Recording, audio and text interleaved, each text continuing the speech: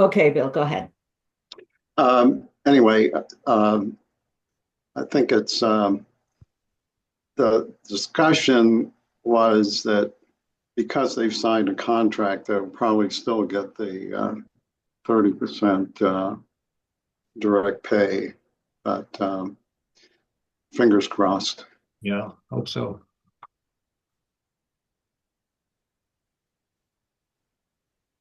All right, so if no other agenda items that we want to talk about, we can circle back and start talking about batteries and see where it goes from there and see what other topics kind of come up. So who was it? Zeke, you said you had a lot to say about batteries?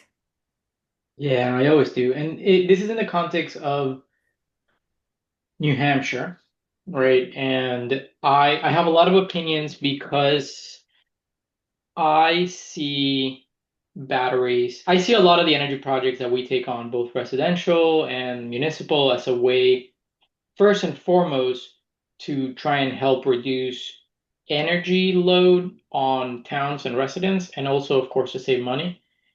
And the environment, right? The environment is also important, but it's unfortunately in New Hampshire, you can't really start with that because it doesn't really ever work out. Um, Home batteries are, and the distinction that I'm making is home batteries versus grid size batteries, right? So normal, like under 100 kilowatt hours. Um, they make no economic sense for most residents.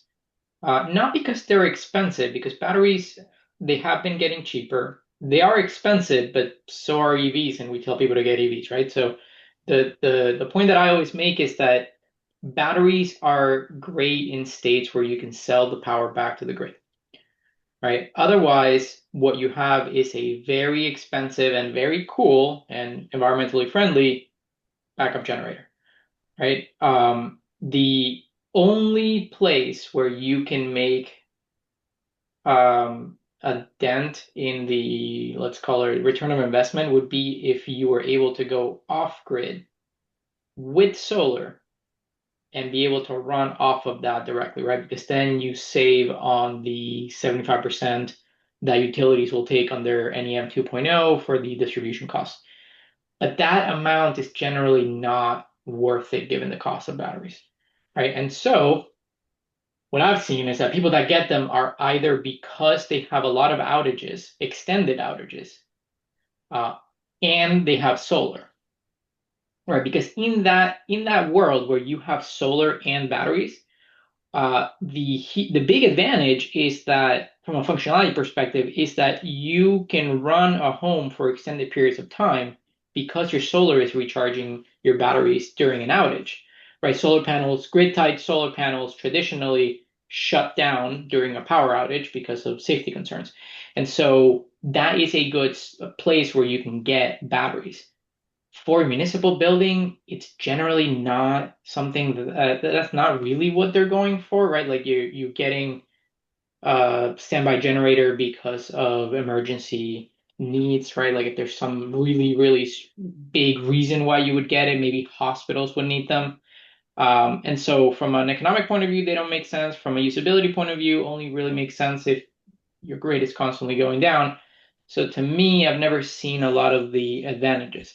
However, that is standalone batteries.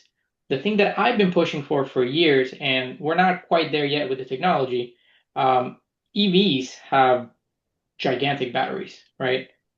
100 kilowatt hours, maybe let's say on average 70 kilowatt hours. That's a lot of battery. Um, there are some of the EV trucks that support backup power just like home batteries do. So that was where I was hoping the technology would go. I set it up in my house. I don't recommend it at the moment because it's a little too expensive. But just as a proof of concept, it's definitely very cool. We actually used it yesterday, and it's at that point it's economically feasible because you get the battery for free when you get your car. But it's not easy to set up. It's a lot of money up front, and the technology is trying to catch up. And the regulations, right? Vehicle to grid is something that's far off in the future. Betsy, you had a question? Yeah, thanks, Z, because that's what I'm seeming to find is that batteries only last about 10 years, so you don't ever get to use them long enough to get your money back. There's so many hours, there it just depends on if how you're using them. But so I guess my question for you is how do you keep up with this? Because I just want to be able to keep up with it and know how, what the prices are, how things are changing so that, a year from now, I know what's going on. So that's Yeah. Oh, that's know if it's just coming to you and you're not making a certain like niche place that you're getting info from. yeah. Yeah, I mean, I guess what I would say is there are things to look out for, right, that you'll hear about because it'd be big news, right? So if New Hampshire ever changed its laws to allow the net meter customers to sell battery power back to the grid, like Massachusetts does, for example, that's a turning point in home batteries, right? At that point, we now get to we get to position customers, residents, to start making back money or at least help their grid in the case of an outage. Or in the case of, sorry, not in the case of an outage. They can help their grid in the case of high peak load periods, right? Um, that's really the only fast marker that you would see in this entire world, right? You'd hear it obviously from CNH. I know that they've been in this space for a long time. I don't know if we're anywhere close to this, to be honest. The Because what I legislation, also learned is, you know, the utilities have a problem where, the grid's getting overloaded. We've got all this AI coming, and it takes too long to do a big solar project and with battery backup and get it approved. So that, it would be to their advantage to start putting a whole bunch of batteries everywhere. yes. Um, so I don't know how we can. Yeah. They know the problem. I don't know why they don't support New Hampshire buying back energy from batteries. It could Uh, solve some of their problem. Like, in Walpole, the substation up there is not going to take any new solar for another 3 years, I think, is what I heard. So, yeah, yeah. I mean, hard to keep up with. there are a lot of different topics though. So solar isn't necessarily, actually, it's not tied to batteries at all. What you're describing is more grid size, grid level batteries, right? So using batteries as power plants. So batteries at the grid scale can be considered power plants themselves, which is counterintuitive. But if you think about it, a power plant is something that can produce electricity at a given rate and can be amped up or down, right? Grid scale batteries are being used this way across the country in certain places, Texas, California, where they can deploy batteries specifically to smooth out that peak load that you're talking about, right? So an AI center comes online, they hopefully will have a stable peak load, but that's not necessarily the case, right? They can have a lot of spikes depending on usage. And so, yes, you're right. Batteries at that point would be beneficial for the grid. But the grid, you have to remember, is owned by the utilities, and they are not incentivized to try and stabilize it to that level. Of course, it hurts them when their grid is unstable. And what it does is, especially now that they've been buying electricity in the spot market, where if there is a big load event, they would have to buy extremely expensive energy. Batteries would work out in their favor at that point. But batteries, I mean, they're just so expensive. I don't see New Hampshire, especially the utilities, going into that space. Um, that's just my assessment, though. It's hard to say, really. Eversource did come to our town with a project, $200,000 of backup battery. They're going to pay half, the town had to pay half. And because the Inflation Reduction money didn't look like it was going to come through, the town didn't vote to do that project. So Yeah. it's just, I We know, are, I think Rye and Lee did do it. Some towns did vote to do it. So, And Eversource is working on a program so that those batteries can go back onto the grid. For the first 3 years, they'll be taking that power as part of that 50% that they're paying. But after that, the towns will be able to negotiate some kind of a deal. So I do think it's coming. And for 80% off the price of a battery, it becomes a much more affordable option. So that's anything for a resiliency center or a center that has any kind of warming, cooling shelter, things like that. So an option, but it's not going to work for your home. Thank you. Any other discussion on battery? So I'm curious, Zeke, why did you use your car battery yesterday? Did you lose power because of the wind or something? A thunderbolt struck a transformer in town and knocked it out. Just happened. Power went out. Automatic. The truck was plugged in, so within a few seconds, the entire house was back up and running. But it was pretty cool. I mean, it's a cool system. It's not. I think it's more of a novelty at the moment, if I'm being honest. Technologically very cool, not economically feasible. Right. So it's not like we could go to our towns, which we're encouraging to buy electric vehicles and say, hey, yet another benefit of buying electric vehicle would be that if the power goes out, the town office could use the fire truck or the police car to power because it's a little too No, far yes. yet. No, that is something you can do. So Okay. the Ford Lightning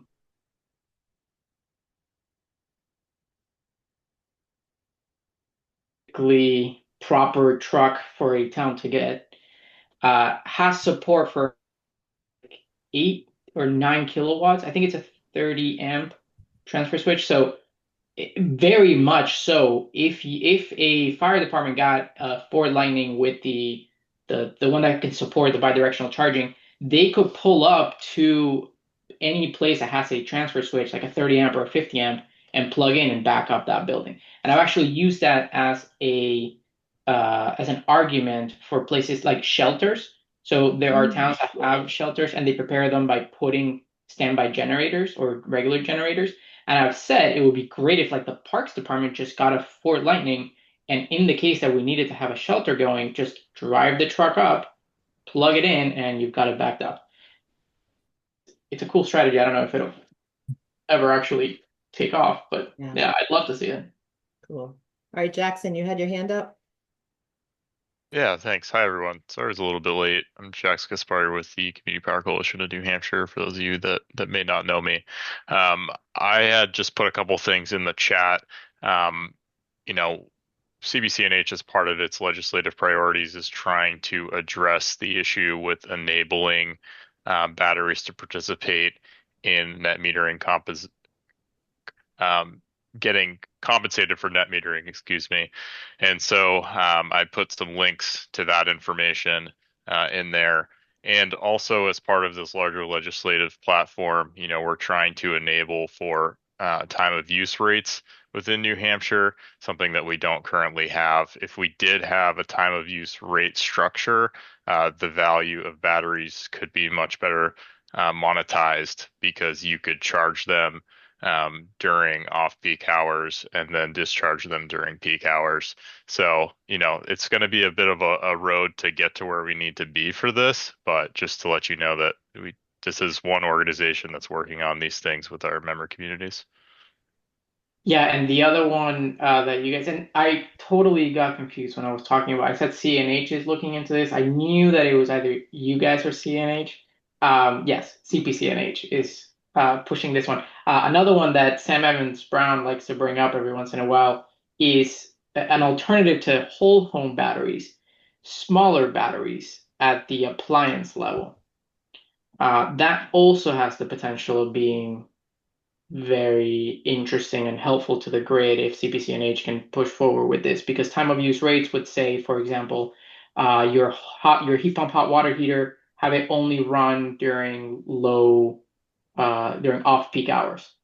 And hot water heaters are essentially big water batteries, right? So that would be like an example of a battery, a small size battery that could be used in that case without needing to spend $20,000, $30,000 on batteries for your whole house. Induction ovens. Now there's two models that offer batteries, which are very cool. I'm sure there are others coming down the pipeline, but yeah. Interesting. Yeah, so my next question might derail everything so you guys can take it back on track, but we've got a travel trailer and we have solar panels for our travel trailer and we charge batteries, but we only use the travel trailer like 5 weeks out of the year. So I'm like, we got these solar panels and these batteries that are sitting there and we're not doing anything with them. How can we, it's not enough to do a whole house or anything, but how could we hook it up just to, I don't know, like do the hot water heater or the whatever, the electricity, the lights or something. Yeah, so that's tricky to do, and that's another thing that Jackson. So you guys said that you're looking into pushing for time of use rates. Do you know if uh, vehicle to load, vehicle to grid is something that CPCNH is also looking into? Because that's kind of what we're talking about here, right? Yeah, it is.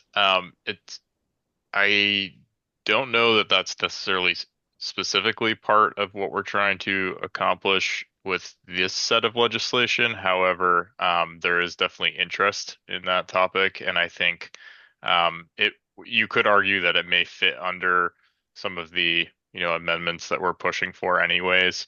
Uh, yeah, vehicle to grid. I think there's a lot of promise there.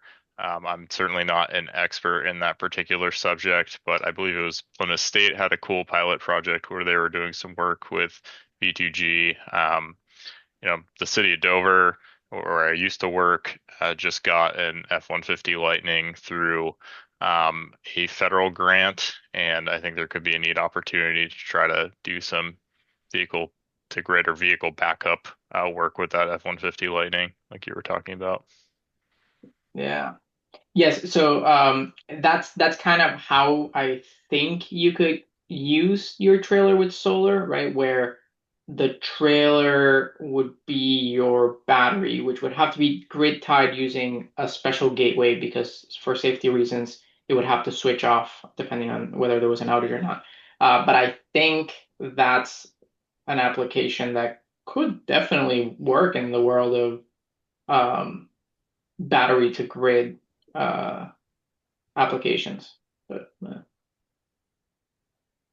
Yeah, anyway, because I just happened right where the almost retired, my friends and I, we've all got these RVs with the solar panels that sit unused for so many weeks out of the year. It just seems like such a waste, and it would be nice to put them to better use. But anyway, that may be far off from the battery type discussion that Patsy was trying to have.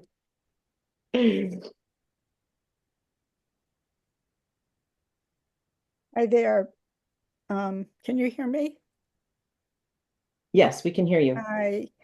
Um, I'm in Sunapee and I'm on an energy aggregation committee and we're working with a coalition. And it passed town meeting in March, but we're on hold because of the rates. So we won't be able to move forward until the Eversource rate is a little lower right now. So I was wondering if anyone here is in a similar position or has insight either on what's going to happen with rates, also as it relates to the PUC ruling that has enabled the utilities to apply any under undercharging to all ratepayers. So I didn't know if anyone has any insight on that, both on rates and then as it relates to policy, either in front of the PUC or the legislature. Um, and then I had a question about hydro, but let me stop there. Yeah, I'm happy to jump in. Thank you for those questions, Catherine. I don't know if you've met before, so it's nice to meet you virtually. So when it comes to the discussion about rates, we are entering a bit of an unprecedented time where the utilities are taking on more and more exposure to the spot markets or the real-time wholesale markets with their procurement heading towards a direction where it's going to be 50% for the small customer group, and that obviously leads to exposure to things like a very cold winter, right? So we just had the coldest winter in the last 10 years. We have done some analysis to show that it's more than likely that, utilities with that exposure have, like Eversource, have undercollected, meaning that they will need to likely raise their rates over coming periods to make up for that undercollection. It's not, we'll see how that plays out. But I think we're all projecting that the rates are likely to rise across the board in this next period beginning on August 1st, which could open the door for, you know, programs to move forward sooner. We'll see. I think in the case of a lot of our communities like your own, the next window that is most likely for us to be able to launch you would be about a year from now in the spring of 2026. But with regards to what you're bringing up in terms of, taking under collections and shifting them to all customers, which is obviously a huge concern for us. It's incredibly anti-competitive if utilities do that. There was some really good progress recently made on the regulatory side in this front where we actually were able to prove through filing, testimony and discovery that the 6.5 million that Eversource undercollected and was proposing with the PUC to potentially shift to all customer classes wasn't actually a result of the adoption of community power. There were errors with their own system and some other factors that were contributing to this. Again, this is a big win because basically negates the argument that it's okay for them to socialize these costs. And so yeah, a lot of progress is being made on the Eversource front with this. There is still an open docket related to Unitil, which is a much smaller amount. It's about 760,000, I believe. So we're trying to address that and ensure that is not cost shifted at all. And then we have House Bill 760, which was tabled by the House, and there's an opportunity for that legislation to be revived if necessary, which would address this altogether and ensure that this type of cost shifting could not occur. So, yeah, I'd be happy to get you in touch with Dina Dennis, our Director of Regulatory and Legislative Affairs, who's the true expert on all of this, but I'm doing my best to summarize the latest. Well, thank you for that. I'm in New Hampshire electric co-op territory, and we passed community power a year ago, and we still haven't launched. We're waiting for the best time for the, to get savings. So you're not alone. Yeah, Merrimack's in the same boat. Yeah, we passed it last April and then nothing's happened. Okay, so this may be very individual to the community, but for us, is it the sense because we haven't signed the contract with the coalition, do towns time that discussion and process several months before a prospective launch? Because right now we're on hold as a committee. We're just kind of waiting. Sure. Yeah, I mean, you're welcome to sign the cost sharing agreement whenever it makes sense for your community to do so, which is sort of the final step in our process to get you authorized to launch. You're probably familiar with Andrew Hatch, who, is the person, boots on the ground person who goes to a lot of the communities. And yeah, we're happy to work with you through that and make sure that you're all set up and ready to go when the right time comes. Okay. Can I time for a hydro question? Sure. I was wondering if anyone is in a community where they operate anti-municipal hydro. Sunapee does have a hydro plant, and there must be, or is there, I presume there is, and maybe it's at DES, I'm not quite sure, a list of what towns do have municipal hydro. I'm under the impression that Nashua does too, but I'm from Merrimack and nobody from Nashua is on this call. Yeah, Nashua definitely does. And I could get folks in touch with Doria Brown if you'd like to talk more about it. She'd be the person to go to on this. And who Yeah, is that? Where is? Doria is the energy manager for the city of Nashua. Um, we have some hydro in Dover, but the city doesn't actually operate it, even though we own the dam. It's kind of a unique situation. I was just wondering how many, actually, how many electricians, engineers actually are licensed or have the skills to operate a hydro plant? And where you find those people? Yeah. It's a good question. I don't know. Okay, and I guess the last thing is, um, and this I don't know, do most of you on energy committees get involved on the legislative end and actually testify and are there things within the budget or the back of the budget that have raised any red flags from you for an energy committee standpoint?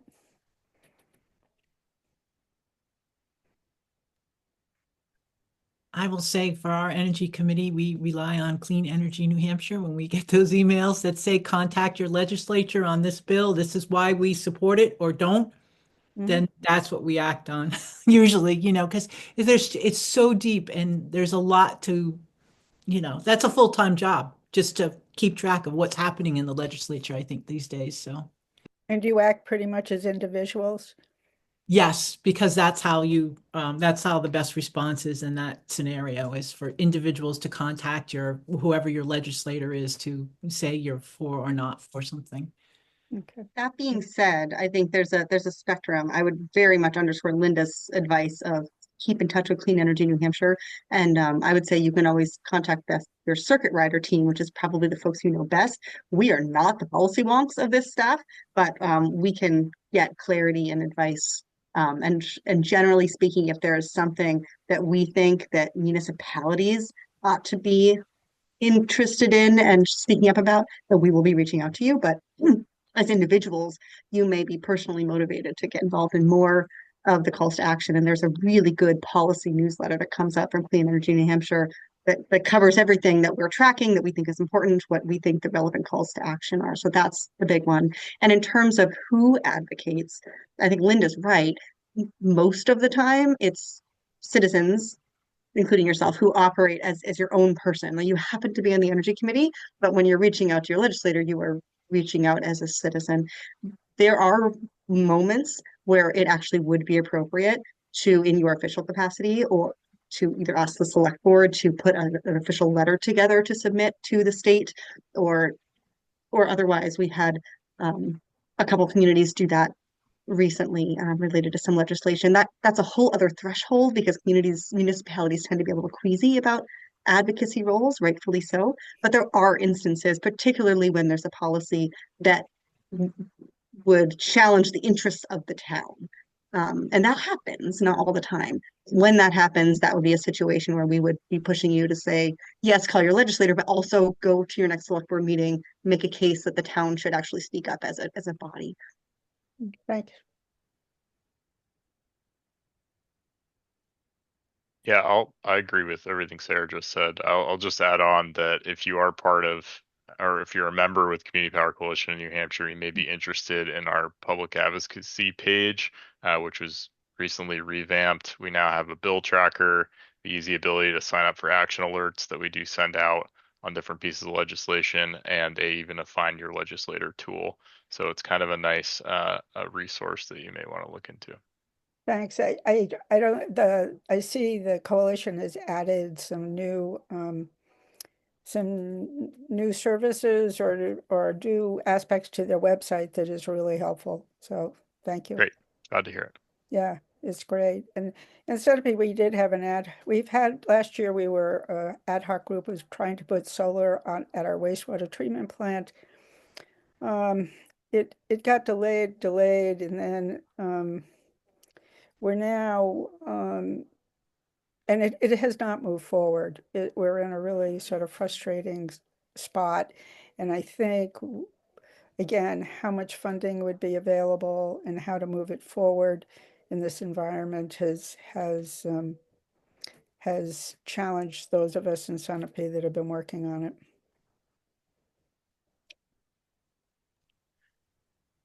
Yeah, if you hit a big roadblock and aren't able to do your own solar, there may be opportunities for you through community solar, where projects in the 1 to 5 megawatt range are looking for, municipal accounts to subscribe.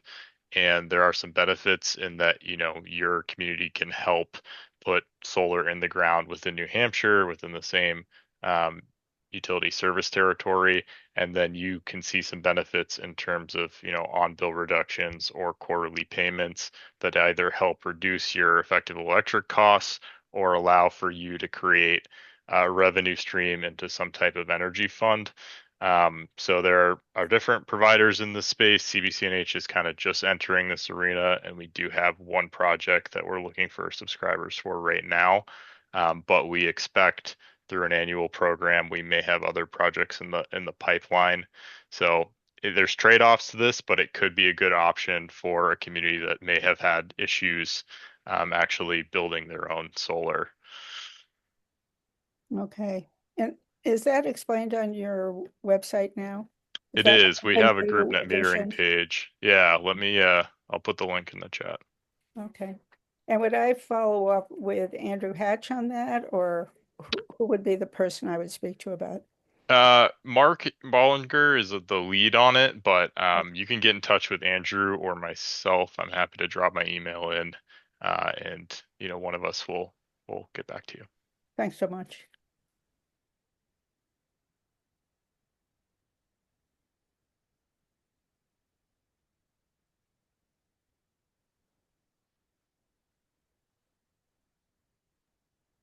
Did we have any more that we wanted to talk about with regard to battery, pardon me, solar on landfills? Does anybody else have anything else to add?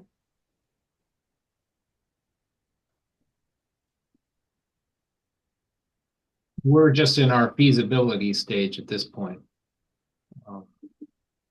And we're hoping to get our preliminary feasibility information back this week, actually, this coming week. And John, I can't remember what town are you from? Portsmouth. Portsmouth. Okay, excellent. And where in Portsmouth would that be, or would it be more than one location? We have an old landfill up on a bluff overlooking Sagamore Creek. It was an incinerator site. It's got a clay cap on it, and it's got a big fence around it, and it's used for nothing. So, but we also have what William talked about, or maybe you, Mary Beth, this. We're probably a quarter mile from three-phase power, so could be more than a quarter mile. So we have to look at that, factor in that. Yeah, that gets really expensive. I know the city of Dover's in the early stages because when I was there, I was sort of helping to kick this project off in trying to develop solar to serve the wastewater treatment facility. But it won't be on a traditional landfill, so to speak, but it's going to be on a old actually coal ash dumping site that Eversource used to use. It's an Eversource parcel, and we're trying to work through sort of permitting and the DES process with that. Or I'm kind of still advising on it in some fashion, but the city's really working on it. But that could be an interesting case study, and I hope it works out. So it seems like grid capacity is such a major issue. Is there light at the end of the tunnel, or is this, I'm relatively new to this, but it's really disheartening. You know, I mean, that isn't even is a concern for Sunapee about whether there's enough capacity to do what even our project if we could move it forward. But do you have any words of wisdom on the whole grid capacity issue, and that it will allow more solar to come online within any reasonable time? The larger projects?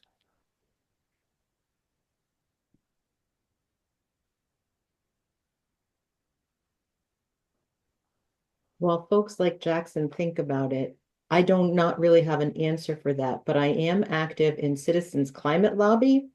Mhm. And Citizens Climate Lobby is a volunteer lobby organization that lobbies at the federal level. And Mhm. one of the things that we have been lobbying for is energy permitting reform, to make it easier and quicker. Of course, the way it's written, such that it might pass. It certainly isn't close to passing yet, but to appeal to both Republicans and Democrats, the energy permitting reform would make it easier for all sorts of energy permitting, not just like solar and wind. It would also include fossil fuels. So there are pros and cons to that. But that's all I know, and it's nowhere near close to passing in this current Congress.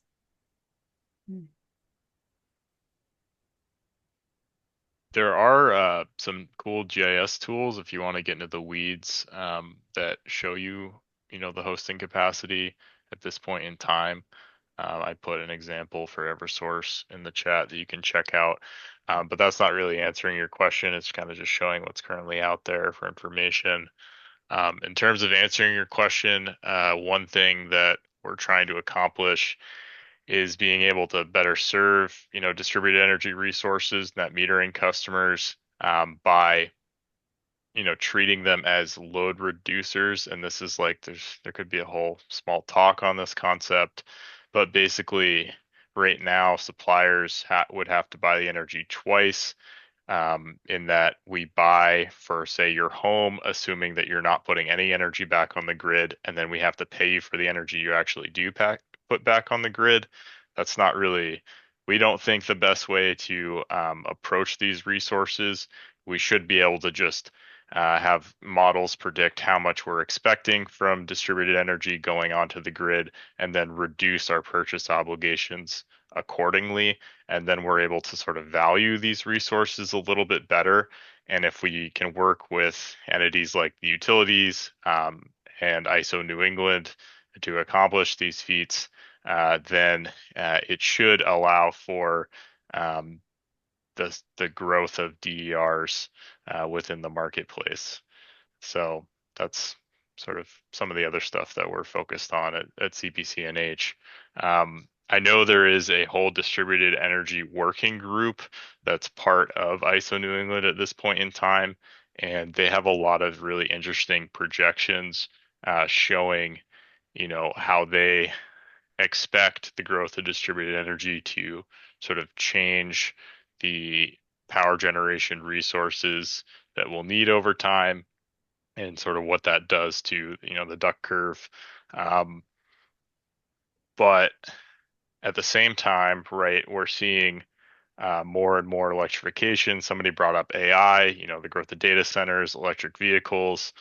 So yeah, it will be interesting to see how those two are balancing each other out, Mhm, or not. mhm.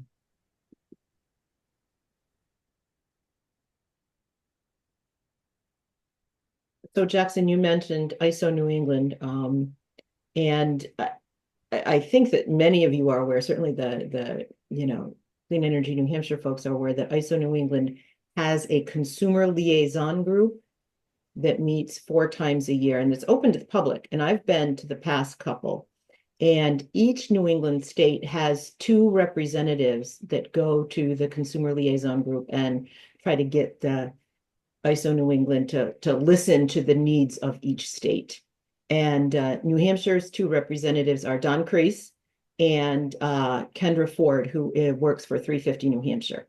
And that just made me wonder, would you guys be interested as a topic for one of these monthly meetings to have Don and Kendra come and talk about what it is that they do?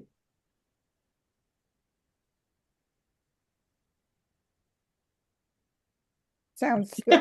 I'm not getting much reaction, a little bit of a nod from Patsy. It's okay to say, nah, not really interested. I'm so new to this that anything informs, just hearing you share your experiences, insight is really helpful. So, Yeah. Yeah, I mean, there's not a clear tie to, say, a municipal energy committee, and how they wouldn't necessarily, as far as I can think of, wouldn't necessarily work with Don and Kendra as members of the consumer liaison group, but you never know, right? I mean, who knows? I mean, they're trying to change things a little bit with regard to how the consumer liaison group works, because prior to the past 2.5 years, members were pretty much fossil fuel friendly folks who just went and didn't necessarily push for clean energy or push for much environmental justice type, let's worry about pollution in low income areas. And that's some of the things that I know that they're trying to push for a little bit more than some of the traditional representatives to the consumer liaison group.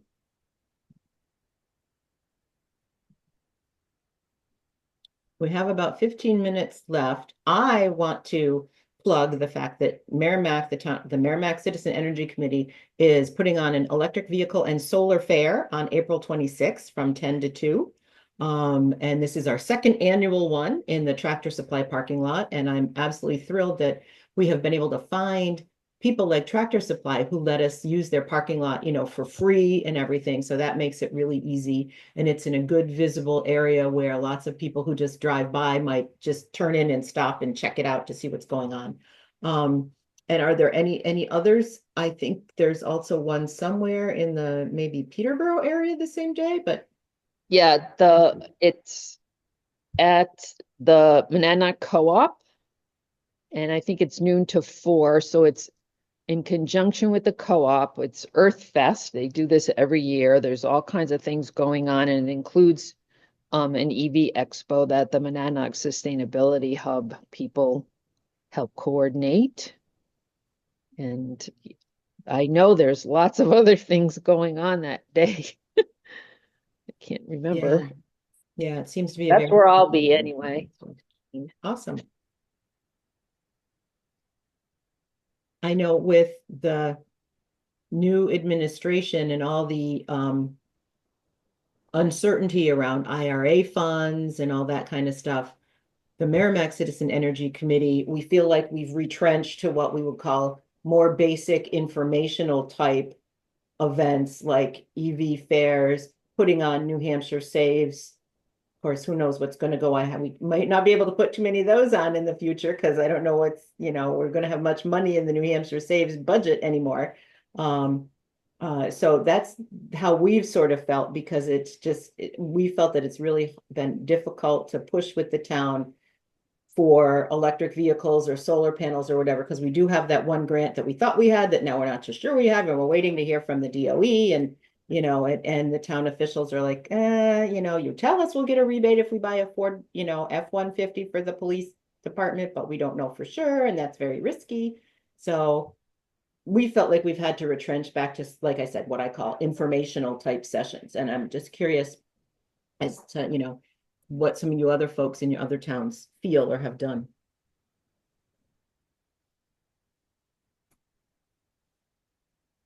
Yeah, I mean, we just keep moving forward because we still don't know exactly what's going on. I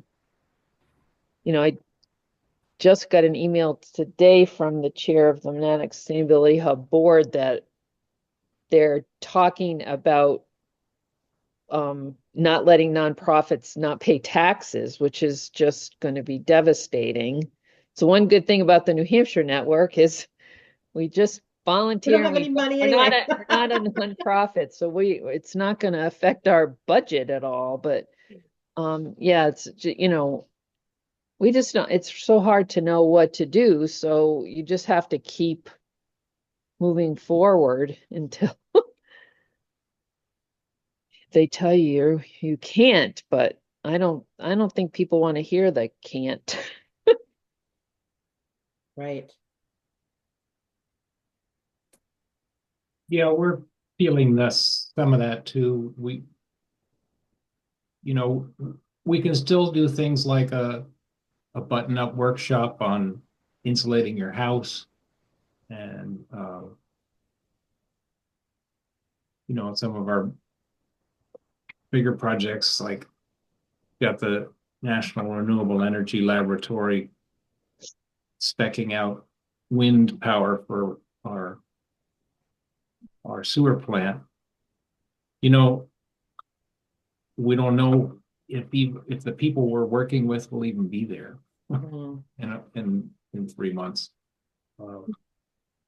But you know, informing about energy efficiency and things like that, I think is always a good place to hang your hat. Mhm. The only other thing I would say, and this is maybe more relevant to the folks who are not in this particular call, but we have a lot of communities we work with who would be well served to spend some of this time scoping out potential projects so that they're quote unquote shovel ready. I mean, every community ought to know where they would put a solar array, where they would put EV charging, what's the building that most needs energy efficiency, get an energy audit, things that information you need to know anyway. Another who knows how easy this will be, but there was a whole push of communities. If you don't already have an energy capital reserve fund, that's something to make sure to work towards in the next cycle and start putting some money away towards. So those are the sorts of things that we've been coaching communities to do in this interim period. Because it's ironic a little bit, but my team just finished putting together a bunch of comments to the New Hampshire DOE because they're still acting as if they might be bringing back the municipal solar grant program if the Renewable Energy Fund survives. So you really ought to make sure you know what you would apply for, what kind of system you would put in if you were going to go after that, because that may well be coming. So just, continuing to work on projects in the hopper, even while you're also focused on outreach. Thank you, Sarah.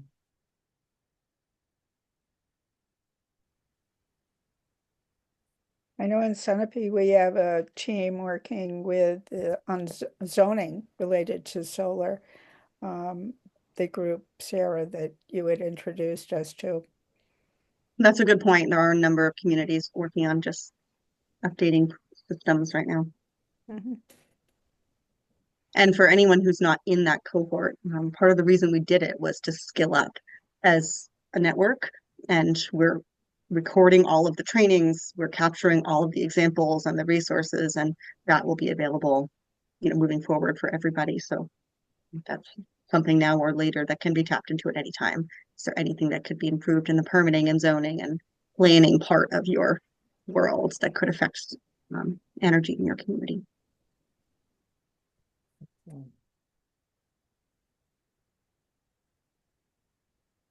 So are there any particular topics that people might want us to try to broach next month?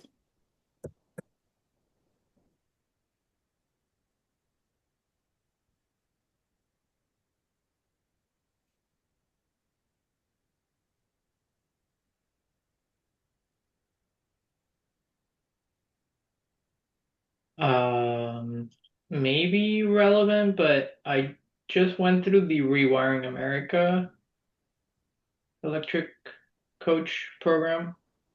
That's fun. Well, Coder's done that too, right? And I did too. Yeah. Yeah, Bill did it. Bill did it. Yep. And Yeah. then Frank in our office went through with you, Zeke, I think, in that same cohort. So there's a group of us, and that could be something to offer to the network of the group of you that's done it. Can you report back and can we grill you? Yeah. Yeah, it was interesting. It was a lot of material, a lot of connections, which was good. It was fun.